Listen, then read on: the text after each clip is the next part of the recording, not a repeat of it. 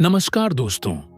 आज जो मैं कहने जा रहा हूं वो आपके कमरे की दीवारों से ज्यादा आपके दिमाग की दीवारें हिला देगा। कभी आपके साथ हुआ है, आप अकेले हों और अचानक लगे कोई आपके पीछे खड़ा है, और सबसे अजीब बात ये एहसास आपको पहले महसूस होता है और दिमाग बाद में समझने की कोशिश करता है। मतलब शरीर सच पकड़ लेता है और दिमाग बाद में बहाना ढूंढता है। आंखें कुछ नहीं देखती, कान कुछ नहीं सुनते, पर नसों में ठंड उतर जाती है। क्या ये बस दिमाग का खेल है, या सच में हमारे आसपास ऐसी अदृश्य परतें हैं जो हमें छूकर चली जाती हैं? यही सच आज खोलने वाले हैं, और शुरुआत करते हैं एक ऐसे एक्सपेरिमेंट से जो दुनिया को हिला गया था। और यही वो पल है जहां विज्ञान का दरवाजा धीरे धीरे खुलने लगता है। दोस्तों, 2014 में स्विट्जरलैंड की EPFL लैब में एक एक्सपेरिमेंट हुआ था। नाम था neurological and robot controlled induction of an apparition. Scientists ने लोगों की पीठ पर एक छोटा सा रोबोट रखा और उनके हाथ की मूवमेंट में माइक्रोस्कोपिक आर्टिफिशियल डिले दे दी। बस इतना सा मिसमैच, और ज्यादातर लोगों ने एक ही बात कही, लग रहा है जैसे कोई मेरे ठीक पीछे खड़ा है। कमरा खाली था, पर दिमाग ने खुद ही एक अदृश्य प्रेजेंस क्रिएट कर दी। यही वो क्षण था जब साइंस ने पहली बार किसी के पीछे होने का एहसास लैब में रिप्रोड्यूस किया। सीधी भाषा में समझें, जब ब्रेन को अपने ही शरीर के सिग्नल्स में गड़बड़ी मिलती है तो वो दूसरे इंसान की शैडो बना देता है। जैसे मोबाइल नेटवर्क ग्लिच में आवाज डबल हो जाती है, वैसे ही दिमाग में सेल्फ का एको बन जाता है और हमें लगता है कोई पीछे खड़ा है। पर क्या हर बार ये ग्लिच ही होता है? अगर हां, तो फिर वो रातें कैसे समझाएंगे जब किसी जाने पहचाने इंसान की खुशबू, उसकी चाल या उसके स्पर्श जैसा एहसास बिना शरीर के भी इतना सच लगता है? क्या ये भी दिमाग है या कोई गहरी परत? क्योंकि हर गहरी अनुभूति का एक दूसरा सोर्स भी होता है, जिसे हम साइंटिफिक भाषा में नहीं, सिर्फ महसूस की भाषा में समझ पाते हैं। वेदांत कहता है, मन हमेशा अधूरे डेटा से दुनिया बनाता है। जो दिखता है वो भी इनकम्प्लीट, जो नहीं दिखता वो भी इनकम्प्लीट। गीता कहती है, साक्षी सिर्फ शरीर नहीं देखता, भीतर की वृत्तियां भी देखता है। यानी आपकी महसूस की हुई प्रेजेंस दो स्तरों पर बन सकती है।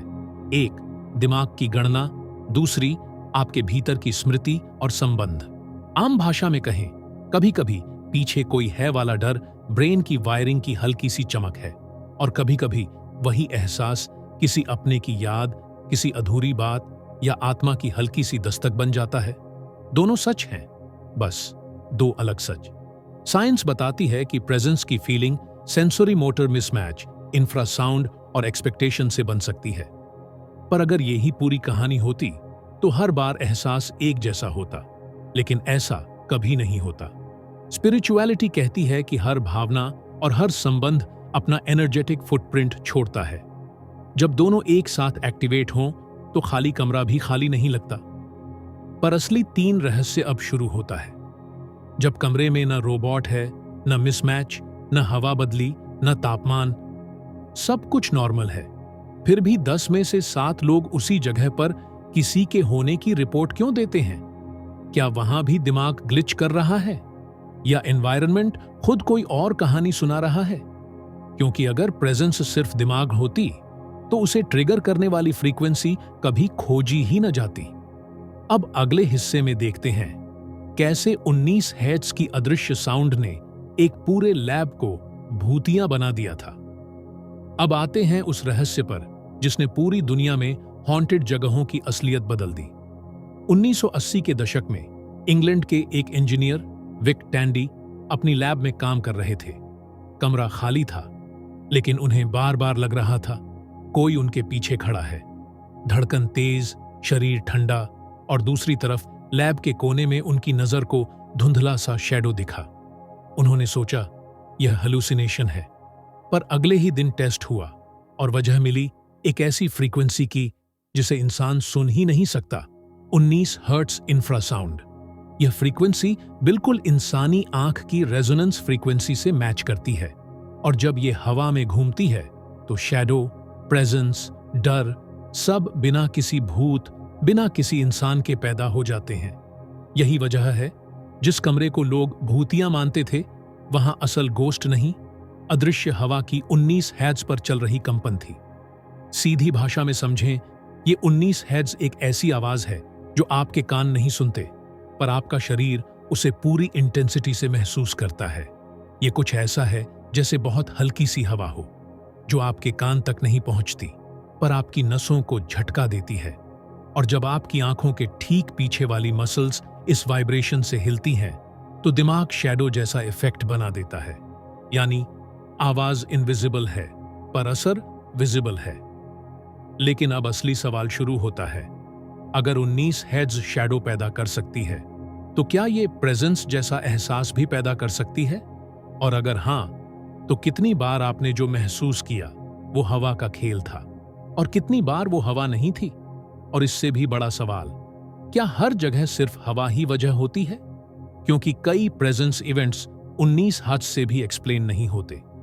वेदांत एक दिलचस्प बात कहता है, ऊर्जा स्थिर नहीं, कंपन करती है। अगमस कहते हैं, जहां कंपन सूक्ष्म हो जाता है, वहां मन की इंद्रियां भ्रमित हो जाती हैं। यानी वहां जहां दिमाग हवा के वाइब्रेशन को डर समझता है, वहीं कभी कभी आपका सटल बॉडी, सूक्ष्म शरीर, किसी गहरी उपस्थिति को भी डिटेक्ट कर सकता है। दोनों ही कंपन है, एक विज्ञान का, एक चेतना का। आम भाषा में समझें, अगर कमरा हिल रहा हो तो आप शैडो देखेंगे, और अगर मन हिल रहा हो तो आप प्रेजेंस महसूस करेंगे। दोनों में फर्क है, पर एहसास दोनों में सच लगता है। साइंस कहती है 19 हैट्स हवा में कंपन बनाकर दिमाग को शैडो दिखा सकती है, प्रेजेंस महसूस करा सकती है। स्पिरिचुअलिटी कहती है मन और शरीर जब अलर्ट होते हैं तो सटल सिग्नल्स भी पकड़ लेते हैं, चाहे वो किसी भावना का हो या किसी गहरी स्मृति का। तो सच क्या है? सच ये है, कभी एहसास हवा बनाती है और कभी कोई अदृश्य संबंध। पर डरावनी बात यह नहीं है कि 19 हेड्स शैडो बना सकती है। डरावनी बात यह है, कई जगहों पर लोग प्रेजेंस महसूस करते हैं जहां 19 हेड्स मापने पर भी नहीं मिलता। तो फिर वहां एहसास किस चीज का है? एयर का नहीं, साउंड का नहीं, टेम्परेचर का नहीं, फिर क्या? अब अगले हिस्से में हम एक ऐसे लैब एक्सपेरिमेंट की बात करेंगे जहां साइंटिस्ट्स ने बिना हवा, बिना साउंड, सिर्फ दिमाग को छूकर एक अदृश्य दूसरा इंसान खड़ा कर दिया था। अब आते हैं उस एक्सपेरिमेंट पर जहां साइंटिस्ट्स ने पहली बार सिर्फ दिमाग के एक हिस्से को छूकर किसी अदृश्य इंसान को सीधे लैब में एक्टिवेट कर दिया। स्विट्जरलैंड के EPFL और जिनीवा यूनिवर्सिटी में एक स्टडी हुई। पेशेंट्स को ब्रेन सर्जरी के दौरान हल्की इलेक्ट्रिकल स्टिम्युलेशन दी गई। जैसे ही टेम्पोरोपैराइटल जंक्शन TPJ नाम के ब्रेन एरिया को स्टिम्युलेट किया गया, पेशेंट ने अचानक कहा, कोई मेरे पीछे खड़ा है, वो मेरे कंधे को छू रहा है, वो मेरी हर हरकत कॉपी कर रहा है।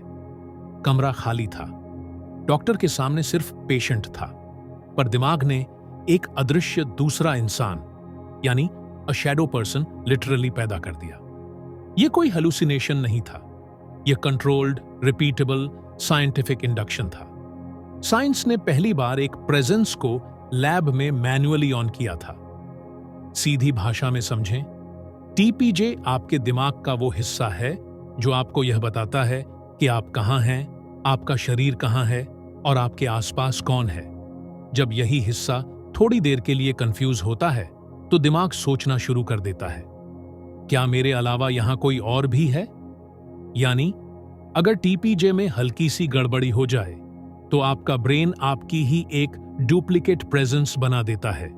एक तरह से आपको आपका ही दूसरा संस्करण अपने पीछे खड़ा महसूस होता है। लेकिन असली डर यहां शुरू होता है, अगर दिमाग खुद दूसरा इंसान बना सकता है, तो क्या कभी कभी वो सच में किसी और को डिटेक्ट कर रहा होता है? और अगर दिमाग में ये स्विच मौजूद है, तो कौन सी परिस्थितियां इसे अपने आप ऑन कर देती हैं? थकान, कम रोशनी, स्ट्रेस या कोई और सटल सिग्नल जो हम अभी नहीं समझते? वेदांत कहता है मन, देह और आत्मा 3 स्तरों पर अनुभव करती है। योग कहता है जब मन और प्राण असंतुलित होते हैं तो सूक्ष्म उपस्थितियां तीसरे नेत्र में हल्की सी छाया बन जाती हैं, यानी साइंस, जिस टीपीजे को सेल्फ लोकेशन कहती है। उसी जगह को प्राचीन ग्रंथ अंतः साक्षी का द्वार कहते थे। वेदांत ने हमेशा कहा, स्थिति बदले तो अनुभूति बदलती है। साइंस अब इसे टीपीजे स्टिम्युलेशन कहती है। आम भाषा में कहें, जब आपका माइंड स्टेबल होता है तो आपको सिर्फ आप महसूस होते हैं, लेकिन जब दिमाग की मैप मेकिंग थोड़ी हिल जाए तो आपको लगता है जैसे कोई आपके साथ खड़ा है। यानी कभी शैडो हवा से बनती है, कभी दिमाग से, और कभी किसी गहरी स्मृति से। साइंस कहती है टीपीजे को छूने से दिमाग सेकंड सेल्फ बना सकता है। स्पिरिचुअलिटी कहती है भीतर की ऊर्जा बदलने से सूक्ष्म अनुभूतियां एक्टिवेट हो जाती हैं। दोनों मिलकर ये बताते हैं प्रेजेंस हमेशा बाहर की नहीं होती, कभी कभी आपके अंदर की भी हो सकती है, और कभी कभी दोनों एक ही समय में एक्टिव हो जाते हैं। लेकिन यहां एक और बड़ा रहस्य खड़ा होता है। अगर दिमाग खुद प्रेजेंस बना सकता है तो फिर वो रेयर क्षण कैसे समझाए जब दो अलग अलग लोग एक ही जगह पर एक ही तरह की प्रेजेंस महसूस करते हैं? क्या दोनों का टीपीजे एक साथ ग्लिच करता है, या फिर वहां सच में कोई सटल सिग्नल मौजूद होता है जो दो दिमागों को एक साथ छू लेता है?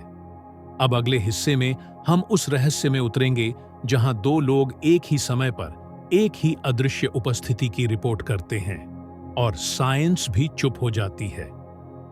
और यही वो जगह है जहां दिमाग की साइंस खत्म होती है और अदृश्य दुनिया की कहानी शुरू होती है। अगर आप चाहते हैं कि हम इस शेयर्ड प्रेजेंस मिस्ट्री को खोलें तो कमेंट में लिखिए अगला भाग।